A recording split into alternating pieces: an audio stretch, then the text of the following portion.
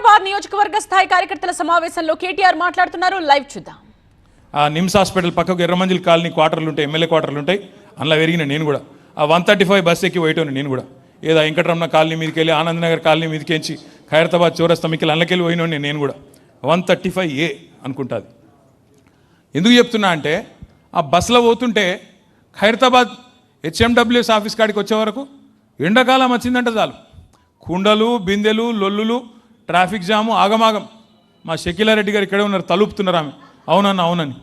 ఎందుకంటున్నా అంటే ఒక్కరు ఇద్దరు కాదు, ఇవాళ మొత్తం అన్ని ప్రతిపక్షంలో ఎవరుంటే వాళ్ళు. కాంగ్రెస్ అధికారంలో ఉంటే టీడీపీ ధర్నాలు, టీడీపీ అధికారంలో ఉంటే కాంగ్రెస్ ధర్నాలు. జలమండలి ఆఫీస్ ముందు కుండలు బిందెలు వాటర్ ట్యాంకర్ల కాడ లైన్లు. ఇది హైదరాబాద్ పరిస్థితి 2014 మున్పు. కానీ కేసీఆర్ గారు వచ్చినాక మంచినీళ్ళ వసతి మంచిగా చేసి గరీబోళ్లకు 20,000 లీటర్లు ఉచితంగా ఇచ్చిండా లేదా? 20,000 లీటర్లు. మనం ఉన్నప్పుడేమో 20,000 లీటర్లు ఫ్రీగా ఇచ్చినాం. ఇప్పుడు ఈయన వచ్చినాక 20,000 లేవు, అవి లేవు, అసలు నీళ్ళే ఎత్తలేవు. ట్యాంకర్లు ఎమ్మడం మళ్ళీ తిరిగే పరిస్థితి మళ్ళీ వచ్చింది. కనీసం మంచిగా చేసిన వాటిని కూడా కాపాడుకునే తెలివి లేదు ఈ కాంగ్రెస్ ప్రభుత్వానికి. కరెంటు చక్కగిస్తలేరు, మంచినీళ్ళు చక్కగిస్తలేరు. కేసీఆర్ గారి నాయకత్వంలో గరీబోళ్ళకు సౌలత్ ఉండాలని చెప్పి మనం రాకమునుపు స్వాతంత్రం వచ్చిన కాడ నుంచి మొన్నటి దాకా 2014 దాకా హైదరాబాద్లో పెద్ద దవాఖానా అంటే ఉస్మానియా కోవాలి, గాంధీ కోవాలి, లేదంటే మీకు హైదరాబాద్లో నిమ్స్. ఈ మూడు ఏది కూడా కాంగ్రెస్ వాడు కట్టలే. 3 నిజాం కట్టినే. నిజాం నవాబు కట్టిండు అప్పట్లో. గాంధీ, ఉస్మానియా, నిమ్స్. వీళ్ళు 65 ఏళ్ళు పరిపాలించారు కానీ ఒక్క దవాఖానా కట్టలే. అదే కేసీఆర్ గారు 1 కాదు 2 కాదు 4 టిమ్స్ హాస్పిటల్ కట్టిండు. TIMS Telangana institute of medical sciences. ఒకటి ఇక్కడనే సనత్ నగర్లో నేను మన సీనన్న మొన్న పోయి చూసి వచ్చినాం. అది ఎంత అలీషాన్ ఉందంటే మీరు పరిశాన్ అవుతారు చూస్తే. ఇప్పుడు గిడ మన పార్టీ ఆఫీస్కి వచ్చేటప్పుడు ఈ మూల మీద ఎన్టీ రామారావు గారి శ్రీమతి పేరు మీద, బసవతారకం గారి పేరు మీద ఇక్కడ క్యాన్సర్ దవాఖాన ఉంటుంది. ఆ క్యాన్సర్ దవాఖాన కాడ చూస్తే బాధ అనిపిస్తుంది. లోపల పేషెంట్లు ఉంటారు, మొత్తం అలా అటెండెంట్లు అందరూ వాళ్ళ కోసం వచ్చిన వాళ్ళంతా రోడ్ల మీదే ఉంటారు. మా అమ్మ నాయన మేమందరం ఉండేది గాడిని గిదే పక్కనే మీ వెంకటేశ్వర కాలనీలో ఉంటాం. వాళ్ళు మా అమ్మ నాయన చూసేది ఎప్పుడు చూసారా ఇది ఏంది రోడ్ల మీద వండుడైంది, ఈ ఫుట్పాత్ల మీద ఉండుడైంది అని బాధతోని ఒకరోజు బాలకృష్ణ గారు వస్తే ఆ క్యాన్సర్ హాస్పిటల్కి ఏదో ట్యాక్స్ రిలీఫ్ కావాలని వచ్చిండు బాలకృష్ణ గారు.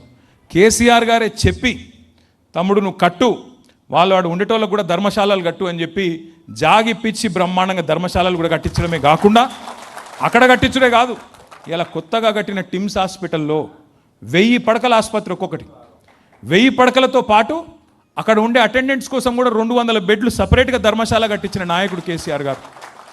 అంటే ఎంత ఆలోచన ఉండాలి ఒక ముఖ్యమంత్రికి, ఎంత సోయి ఉండాలి. అట్లా రోడ్ల మీద ఉండుడేంది పాపం, వాళ్ళు ముందే అవస్థలు ఉన్నారు అని చెప్పి బాధతో కట్టించిండు. అదొక్కటే కాదు, మీ బస్తీలల్లా మీరు ఆడుకోబోయే అవసరం లేకుండా, ప్రైవేటుల కాడికి పోయి ఆగమయ్యే అవసరం లేకుండా డాక్టర్ల కాడికి బస్తీ దవాఖానాలు 350 బస్తీ దవాఖానాలు పెట్టిండు కేసీఆర్. మీకు చిన్న చిన్న ప్రాబ్లమ్స్ ఉంటాయి, అవుతాయి, సర్దులు అవుతాయి, దగ్గులు అవుతాయి, జ్వరం వస్తుంది, రాదా వస్తాయి. వచ్చినప్పుడు మళ్ళీ ఏదో డాక్టర్ కాడ పోయి 200 రూపాయలు 300 రూపాయలు మీరు కట్టుకునే అవసరం లేకుండా బస్తీ దవాఖానాలు పెట్టించి 350 బస్తీ దవాఖానాలు పెట్టించిన నాయకుడు కేసీఆర్.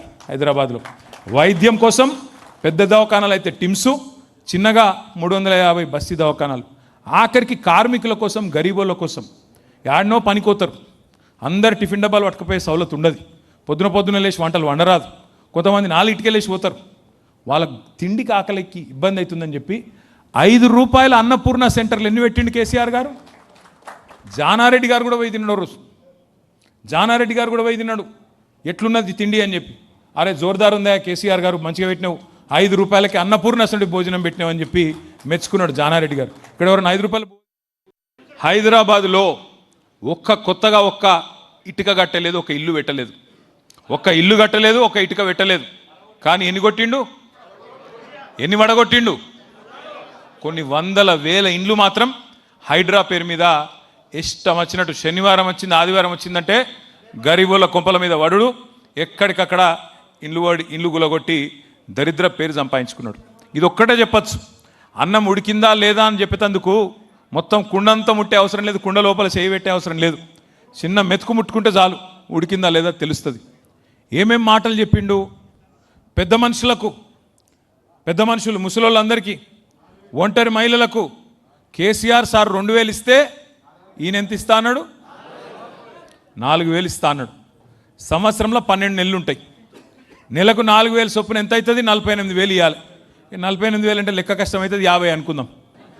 50,000 సంవత్సరానికి, 5 ఏళ్ళకు 2,50,000 ఇవ్వాలి. మరి 50% టైం అయిపోయింది. ఇప్పటికి ఎంత రావాలి మనకు? అరే మీకు లెక్కలు వచ్చినట్లు లేవు చక్కగా. 1,25,000 రూపాయలు రావాలి ఒక్కొక్క పెద్ద మనిషికి. వచ్చినాయా? మరి ఒక్కళ్ళకన్నా వచ్చినాయా ఈ రాష్ట్రంలో? రాలే. మన పిల్లలకి ఏం చెప్పిండు? 2 ఉద్యోగాలు ఊడగొట్టండి.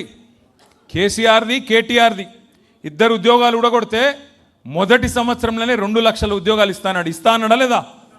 రాహుల్ గాంధీ అశోక్ నగర్లో వచ్చి ఛాయ్ తాగుకుంటా పోజులు కొట్టుకుంటా అక్కడ ఉన్న వాళ్ళందరూ నిరుద్యోగులను పిలుచుకొని చెప్పిండు కదా, 2 లక్షల ఉద్యోగాలు మొదటి సంవత్సరం ఇస్తా అన్నాడు. ఇచ్చిండా? ఇప్పటివరకు 4,000 ఉద్యోగాలు కూడా ఇవ్వలే. ఇంకొక మాట చెప్పిండు, ఉద్యోగం లేని పిల్లగాళ్ళందరికీ నెలకు 4,000 రూపాయల నిరుద్యోగ భృతి ఇస్తా అన్నాడు. మరి సంవత్సరానికి ఎంత ఇవ్వాలి? 4,000 నెలకు చొప్పున 48,000 రౌండ్ చేస్తే 50,000. 5 ఏళ్ళకి ఎంత అవుతుంది? 2,50,000. మరి సగం టైం అయింది. ఎంత ఇవ్వాలి ఇప్పటికీ? ఒక్కనికన్నా ఇచ్చిండా? నేను ఇవ్వాలి. అందుకే ఖైరతాబాద్ నియోజకవర్గం మా తమ్ముళ్ళు, మా అన్నలు, మా అక్కలు, చెల్లెళ్ళ సమక్షంలో చెప్తున్నా, రేవంత్ రెడ్డి నువ్వు చెప్తున్నావు కదా 1 కోటి మంది మహిళల్ని కోటీశ్వరులు చేస్తా అంటుండు రేవంత్ రెడ్డి. నువ్వు కోటీశ్వరులు చేసుడు దేవుడు ఎరుగు. లక్షాధికారులు చేయరా భయ్, నువ్వు ముందైతే లక్షాధికారులు చేయి. చెప్పినావు కదా ఒక్కొక్కరికి 1,50,000 ఇస్తా అని చెప్పింది కదా ఆడబిడ్డలకు. నువ్వు 1,50,000 రూపాయలు కింద 1 కోటి మంది ఆడబిడ్డలకు ఇస్తే నేను రాజీనామా చేసి పోతా అని చెప్పి రేవంత్ రెడ్డి గారికి నేను చెప్తా ఉన్నాను.